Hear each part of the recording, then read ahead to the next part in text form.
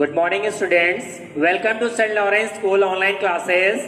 Today we are going to study geography, in which we are going to study chapter 3rd of class 7, that is weather and climate. So the first question is that what is weather? Weather is the name given to the changing condition of the atmosphere or air which surround the earth. It means the day-to-day changing condition of the particular region of that weather is known as atmospheric condition is known as weather. Weather condition include wind, storms, rain, snow, temperature, humidity and sunshine. All these collectively of that particular area are known as the weathering condition of that atmosphere. Second question is arise that what is climate? So the elements of weather and climate, they both are the same. So what is the difference between weather and climate? Weather is the day-to-day atmospheric condition and the climate is a long period of time weathering condition. When we study of a particular region or a place for more than 30 years or the 35 years and day-to-day convention of that atmospheric condition is known the climate of that region. Climate is defined as the average weather condition of the temperature, atmospheric pressure, wind, humidity and precipitation of a large area over a long period of time, 30 years. Then elements of the weather and climate. We can see that the elements of weather and climate, they both are same, because weather is day-to-day atmospheric condition and climate is a long period of study of that particular weathering condition. Suppose that we can see that there is a change in the weather. Sometimes we have see the sunshine, sometimes we have see the cloud cover in the daytime. Like suppose that in the morning time there is sunshine and the noon we can see the cloud cover, and the evening time it is raining. So it is called weathering condition. It can change for a short period of time and particular place. Suppose that we are here and we are moving toward the 10 kilometers far away, the weathering conditions are changed. But the climatic conditions, they are same. Climatic condition in which we will study about the season. Suppose that the season of the winter is going on, so for the 3 months it is not going to change. Maybe the temperature is increased or decreased, but the winter season is going on. So this is the difference between weather and climate. So elements of weather and climates are same. First of all, the first element is temperature. It is the most determining factor of weather and climate. Temperature is a degree of coldness or the hotness of any body or any place. So temperature, it determines the weathering condition and the climatic condition of any area. Suppose that we have studies and we can see in the newspapers and the newses every day the maximum temperature and the minimum temperature. It is the degree of the hotness and the coldness of particular atmospheric condition. Second one is the atmospheric pressure. Atmospheric pressure is a pressure that is exerted by that atmosphere. We know that a blanket of air has surrounded the earth from all the sides and is exert the pressure. So the pressure that is exerted by that atmosphere is known as atmospheric pressure. And that atmospheric pressure has been measured in millibar. And the normal atmospheric pressure at the sea level is 1013 millibar. Third one is prevailing winds. Winds are also a determining factor of temperature and air pressure of any region. Suppose that the winds, if they are coming from a hotter region, suppose that if the winds are coming from the equatorial region, we know that on the equators there are high temperature throughout the year. So if the winds are coming from the equatorial region, they increase the temperature of that region.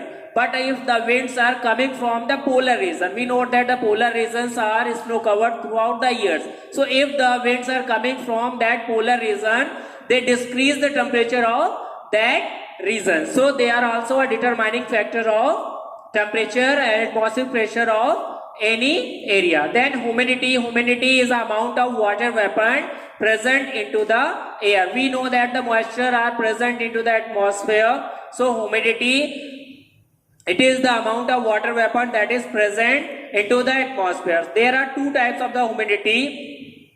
First one is that absolute humidity and second one is the relative humidity. Absolute humidity means the actual amount of water vapors present into the air at that given temperature.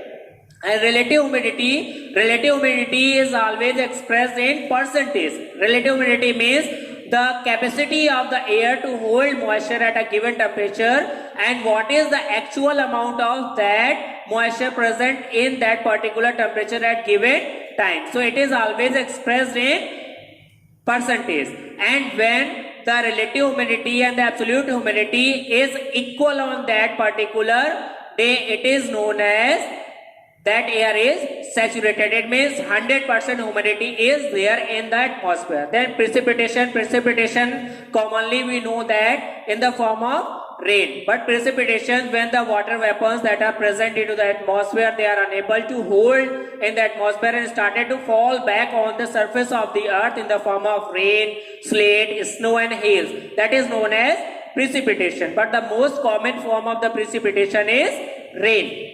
Then the next one is the sunshine. Sunshine means the amount of sunshine during the day. It is recorded with the help of sundials. In that, a glass ball is just placed over that and the paper strip is just placed below that, and when the sunlights are concentrated on that glass ball, they leave the burn spots on that paper sheets, and we count that burn points on that paper sheet and say that the hours of the day. Sunshine, it is also determining factors, because if we are getting the higher number of the sunshines in the day, it will increase the temperature of that particular region. Suppose that in the summer times we get the higher number of the sunshines hours, so they increase the temperature of that particular region. But in the winter time we have get the less amount of the sunshine, so they decrease the temperature of that particular region. Then the last of the elements of weather and climate is cloud. Cloud is the tiny crystals of the water droplets when the water vapor present in the atmosphere with the help of the dust particles started to collect together. They form a whitish color cotton likes in the sky, so that are known as clouds. So these are the elements of weather and climates, and clouds are so important because they are the source of the rain, and rain is the biggest source of the fresh water in that earth. Then weather forecast. What is weather forecast? Weather forecast is the prediction of the weather condition issued by the meteorological department of a country on the basis of the data collected by the various instruments, and most importantly from images sent by the artificial satellites that humans have set up in the orbit of the earth. Weather forecast, we know that it is the prediction of the next day weathering conditions. So why it is so important?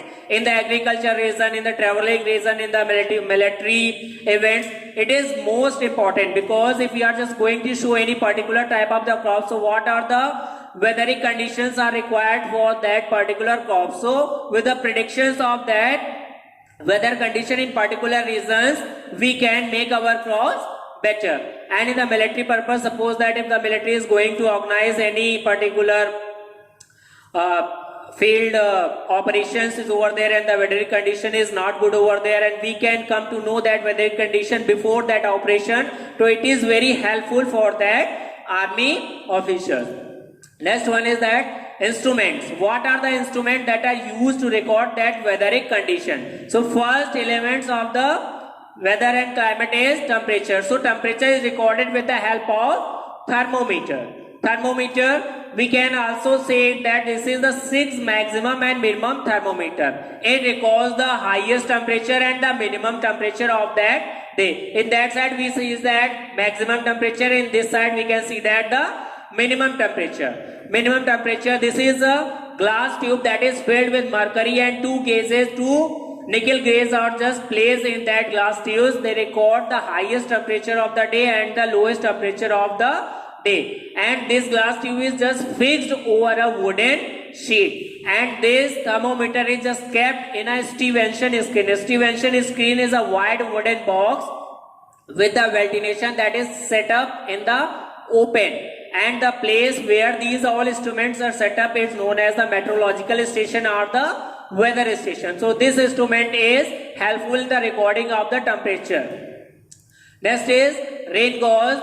this instrument is used to record the rainfall. We can see that there is a cylinder and a funnel is placed. So the size of the funnel and this cylinder is the same, and inside of that a measuring jar is located. In that we can see that the scale. This is the collecting funnel, measuring scale and measuring tube. So rainfall, when rain has fallen, it is just placed in an open area, and the second precaution that has to be taken, rain gauge should be placed 30 centimeters above from the ground so that it can collect the actual falling of the rain, and it should be placed in an open area. No sides of the buildings and the trees leave any shade on this, so that it can collect the actual amount of that rainfall. So rainfall is measured in centimeter and millimeter. Next one is that barometer. With the help of this barometer, we can record the atmospheric pressure. And the barometer, this is invented by Galileo. First, there are two types of the barometer, mercury barometer and the aneroid barometer. Mercury barometer, that is also known as the simple barometer. That was not so much convenient because it is a glass tube that is filled with the mercury. And when the air pressure is exerted, that mercury started to rise up in this glass tube and we record the atmospheric pressure. But it is not convenient to carry that simple barometer to everywhere. So for that, in the later on, a new barometer that is known as aneroid barometer is developed, and we can see the figure of this aneroid barometer. With the help of this aneroid barometer, we can record the atmospheric pressure of the air. And the normal atmospheric pressure of the air at the sea level is 1013 millibar. Next one is that wet and dry bulb thermometer, that is also known as hygrometer. We can see that this is look like a 6 maximum and minimum thermometer, but here is a difference that there are two glass tubes. They are not joined together, but in the thermometer 6 maximum and minimum thermometer, this glass tube has a joint and have a U shape, but in that they are separate. One is dry and second one is wet.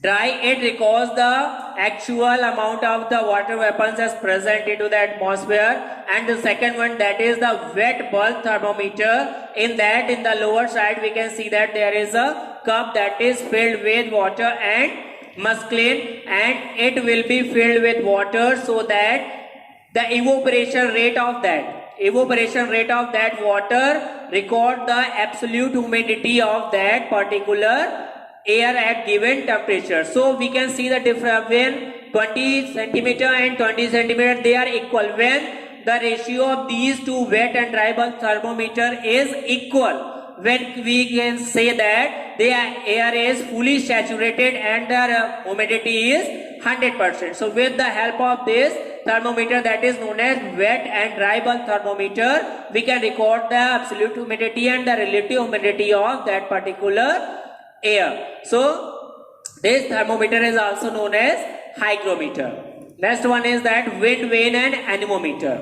It contains two. First of all, in the upper side we can see that the bowls cup side, they rotate. With the help of the wind, when they started to rotate, they are connected with the shaft toward the anemometers, and with that speed, the moving of